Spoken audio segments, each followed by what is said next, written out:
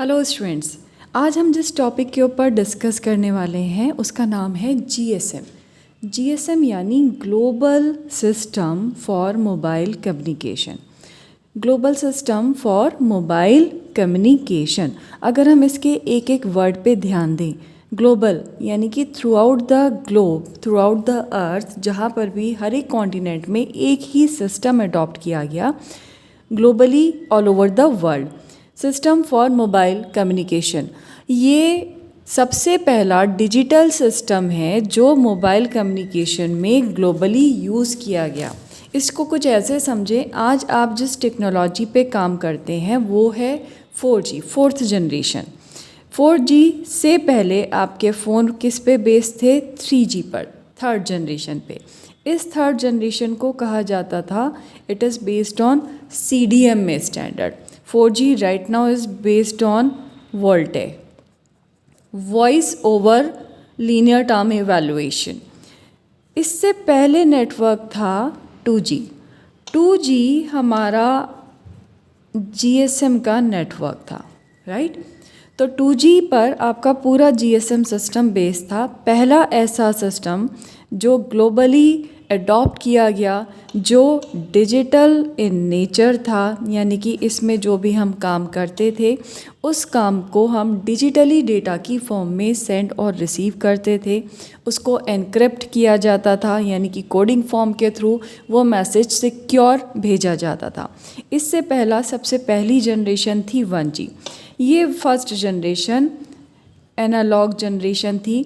इसमें डेटा का ट्रांसमिशन और रिसेप्शन का जो डेटा साइज था, बिट साइज, यानी कि कितने बिट्स पर सेकेंड वी कैन सेंड और रिसीव, वो बहुत कम था। यानी data transmission rate was low.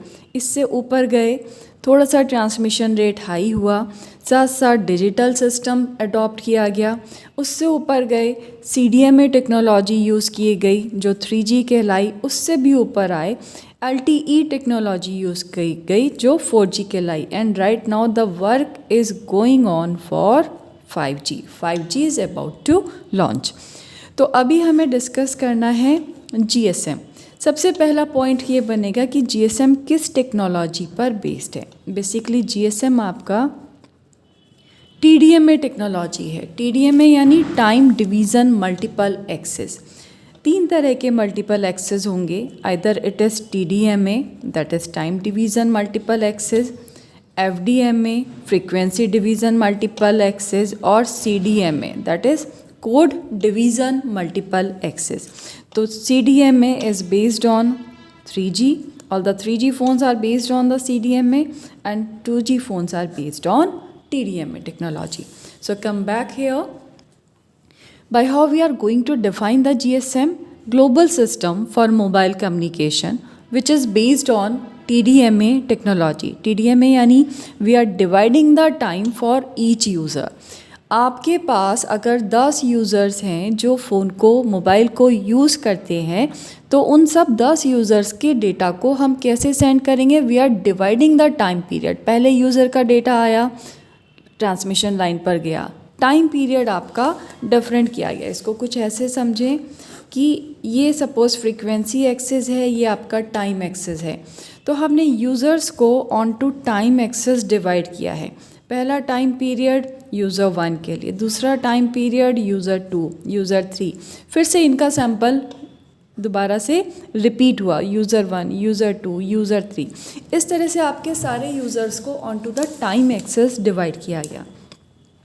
So prime features of GSM क्या बनेंगे? प्राइम फीचर्स आर, पहला फीचर, किस फ्रीक्वेंसी पर GSM ऑपरेट होता है? GSM ऑपरेट होता है 900 मेगाहर्ट्ज़ पर या 1800 मेगाहर्ट्ज़ के बैंड पर।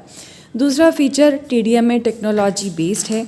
तीसरा फीचर, इसमें जो डेटा ट्रांसमिशन किया जाता है वो 8 फुल रेट या 16 हाफ रेट के बेस पर किया जाता है।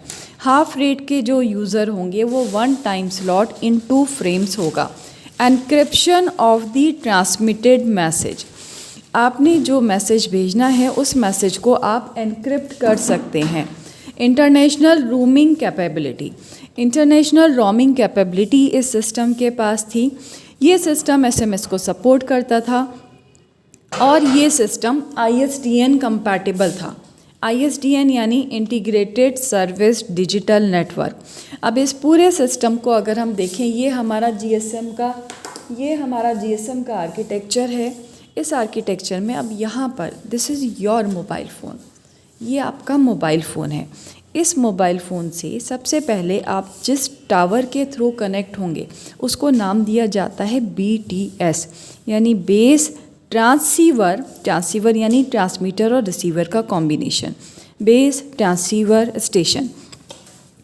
बहुत सारे BTS एक सिटी में, मान लीजिए कि बहुत सारे BTS हैं, ये बहुत सारे BTS मिलकर इनको कंट्रोल करता है एक BSC यानी बेस स्टेशन कंट्रोलर।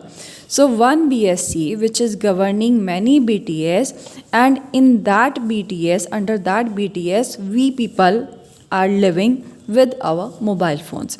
So हमारा मोबाइल फ़ोन लाइक अगर हम यहाँ पर बात करें किसी एक टावर के अंडर काम करेगा। एक शहर में इस तरह के बहुत सारे टावर हो सकते हैं, उन सब का मेन कंट्रोल होगा बेस स्टेशन कंट्रोलर के पास। एक सिटी में पहला स्टेशन कंट्रोलर, इसी तरह दूसरा सिटी, तीसरा सिटी। तो फाइनली आप जब एक सिटी से दूसरे सिटी जाएंगे तो रोमिंग चार्जेस अप्लाई नहीं होते, यानी कि इनको कोई और सर्वर कंट्रोल कर रहा है, that is MSC mobile switching centre.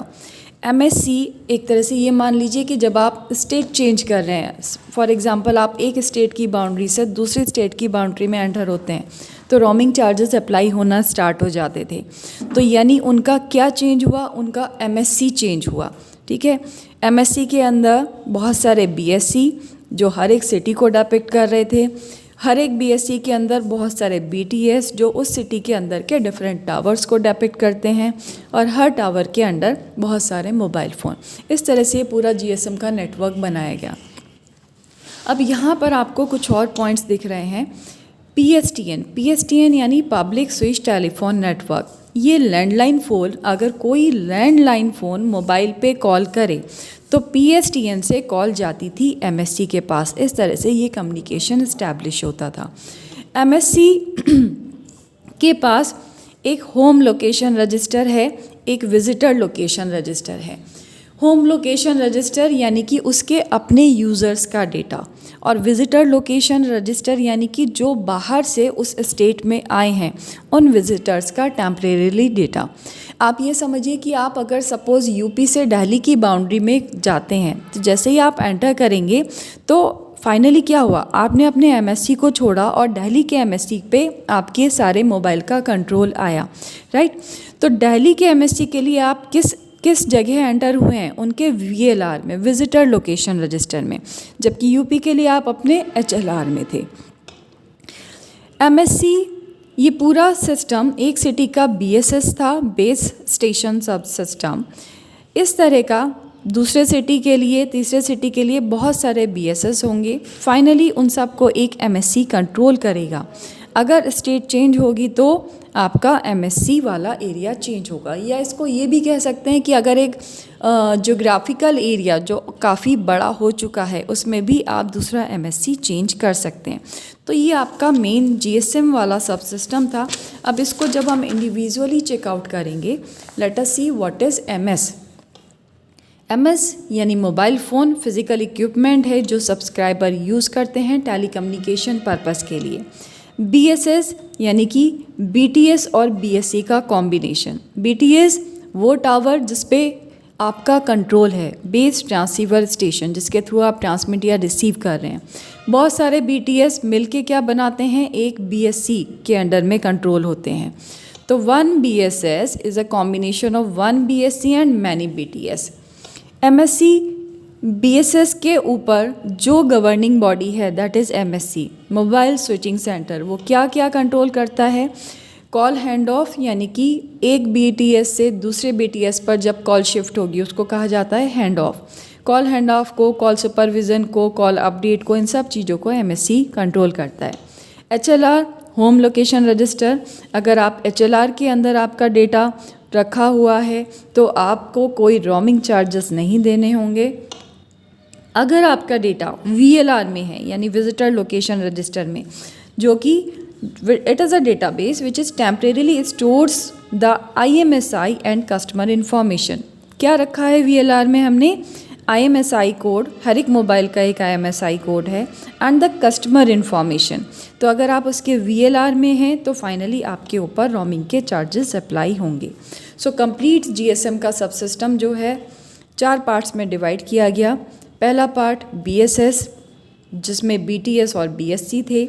दूसरा पार्ट नेटवर्क सब सिस्टम जिसमें HLR और VLR थे। तीसरा part operation and maintenance sub system जो कंट्रोल पर्पस के लिए यूज़ किया गया। और चौथा part mobile station sub system जिसमें हैंडसेट और सिम आते हैं। So this is all about the GSM technology. Hope you are enjoy.